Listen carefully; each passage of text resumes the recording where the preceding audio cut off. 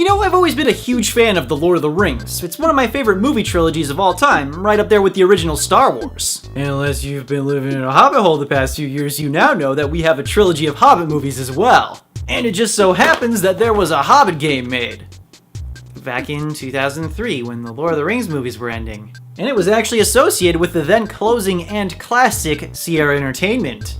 Now, there was actually quite a few Lord of the Rings games out there. Some of them were actually pretty good, even with more recent games like Shadows of Mordor. But there were also some bad ones. But today we're not looking at a Lord of the Rings game. Today we're looking at The Hobbit. I imagine that this is how the game came to be. Hey, you know what's making a lot of money right now? Let me spell it out for you. Lord of the Rings. We gotta get in on this. This is a money-making machine. We can't go wrong. My precious.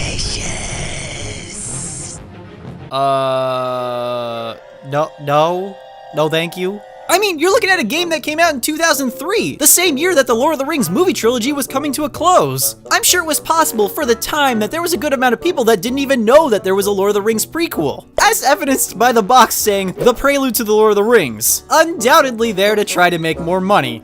So is the game any good? Does it hold up to the legacy and quality of a Lord of the Rings product? Let's find out. Together.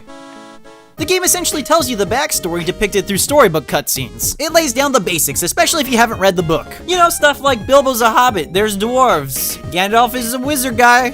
We will win back our ancient kingdom under the mountain, reclaim our treasure, and have revenge on the cursed dragon Smaug.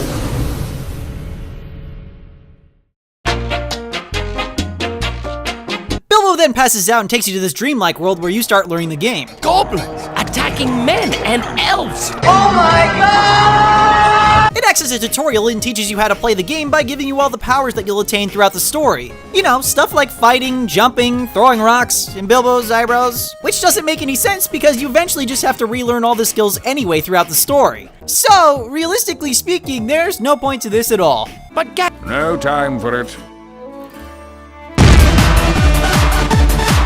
You finally get control of Bilbo and you can start walking around. I do have to admit that exploring little iconic places such as Bilbo Baggins' Hobbit Hole is actually pretty neat. You know, being a fan of the series myself. But uh-oh, it looks like Bilbo lost all his money. my pocket has sprouted a hole. Oh, my silver pennies must be scattered all over Hobbiton. You know, Bilbo, I'm getting really tired of your crap already. We really didn't need this on the day we were going on an adventure. And thus, the epic journey of the Hobbit begins. And now I'm just walking around the Shire. The game has a story progression, but it's divided up into chapters or levels. Each level acts kind of like a hub where you do lots of quests and collect a lot of things. Think Banjo-Kazooie meets Lord of the Rings. Except not as good. Hey look, a quest! Oh god, what's wrong with your face? What did they do to you? What's wrong with it? What is wrong? This is just wrong. But she does have a quest, and I'm not one to turn down a hard-earned reward. Fetch my butter churn, please. Where is it? It's in the shed round the corner. Okay, so let me get this straight. You want me to go over here? I mean, we know it's close. You're standing right there. So you want me to go 5 feet and pick up the butter churner and lay it at your feet?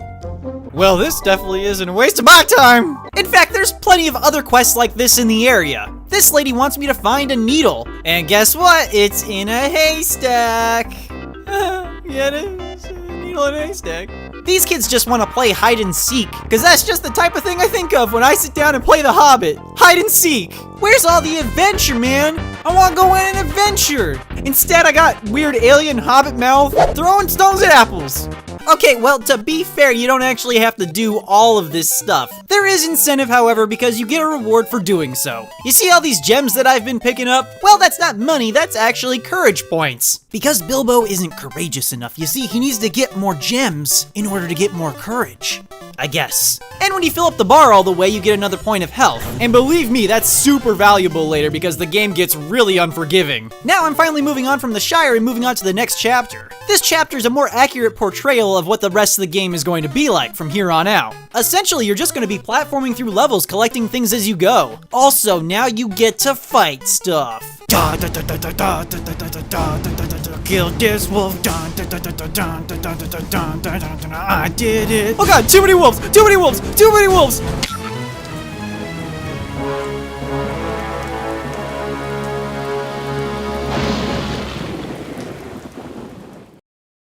Crap. This game is definitely not the easiest game you've ever played because the controls are actually kind of wonky, especially when it comes to combat. I guess you could say the combat controls are almost like an accurate representation of how a hobbit might fight. Poorly.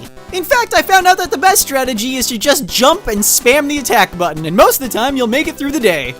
Yeah, look at me and my amazing fighting skills! Now I do have to admit that there are some pretty cool set pieces for platforming. Like this one where you're jumping to different wooden rafts over a whirlpool, or some of the later chapters like this one when you're in the Goblin Caves. But what I don't like are the sneaking sections. They are long. The first one you come across is at the end of the second level. This is the part of the story where Bilbo and the dwarves get caught by a bunch of trolls. Mutton yesterday, mutton today, and blimey, it don't look like mutton again tomorrow. Not a blinking bit of man flesh have we had. I am talking, but there is not a good animation for my mouth other than fully open and closed. So now I have to sneak around the trolls and get their pocketbook? Trolls have pocketbooks? I found out pretty quickly that sneaking is kind of glitchy sometimes, and then you die. Oh no! And then after all that sneaking, you get caught anyway, so does it even matter? I don't know. The next levels and the rest of the game are all pretty much kind of the same thing. Platform around, gather gems, kill stuff. Let's also not forget the occasionally epic cinematics. This should stop those goblins.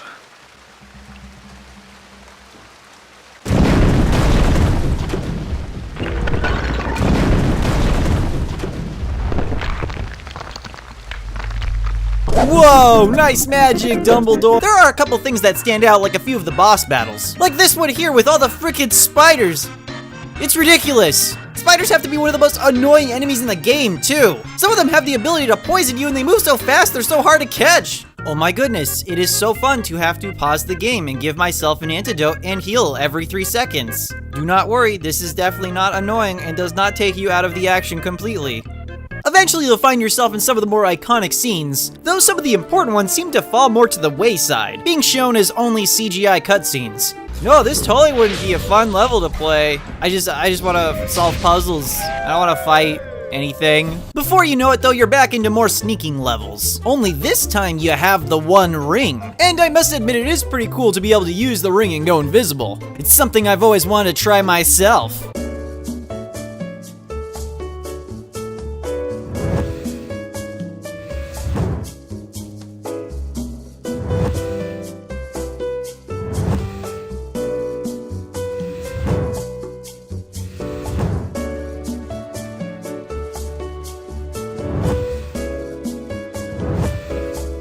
Not only is the idea of going invisible at will pretty cool, but in this game it lets you run around without a care in the world. Oh, elves have heightened senses, do they? Way, I'm so sneaky. Is someone there? After that, you're in Lake Town in a segment that's very similar to the Shire at the beginning of the game. And it has just as many pointless fetch quests, and the occasional game-breaking glitch. Move, move, move, I'm supposed to follow you, move.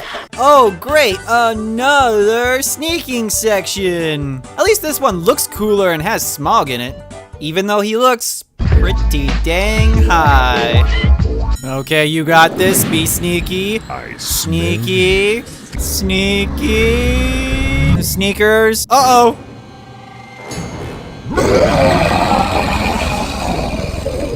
I died. Also, your fire wasn't coming from your mouth the whole time. You should probably get that looked at. Now we're at Erebor. Well, technically we were there before, but now we have to solve a bunch of puzzles.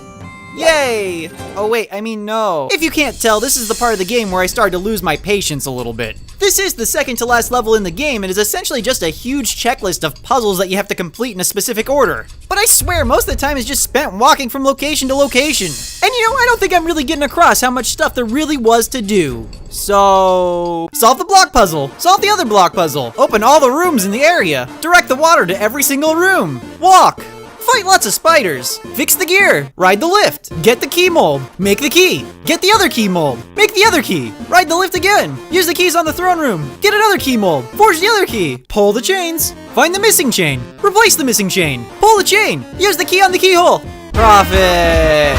Cause you finally did it! I wish the game had never come to me.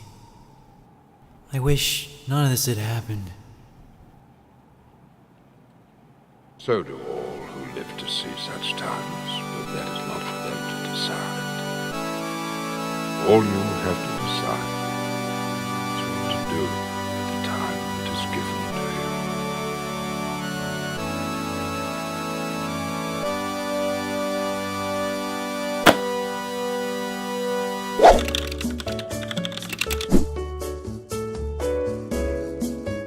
you. And done.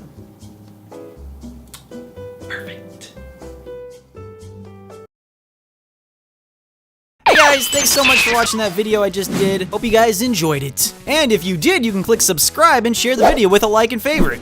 I also have a variety of social medias to follow, like Facebook and Twitter.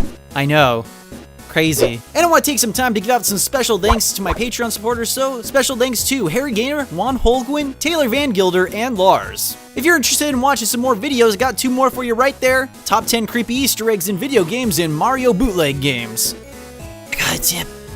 Like an insider's tip that those are on the Sega Genesis. Anyways, like, favorite, subscribe, do all the things. I'm gonna go. Bye. And it just so happens.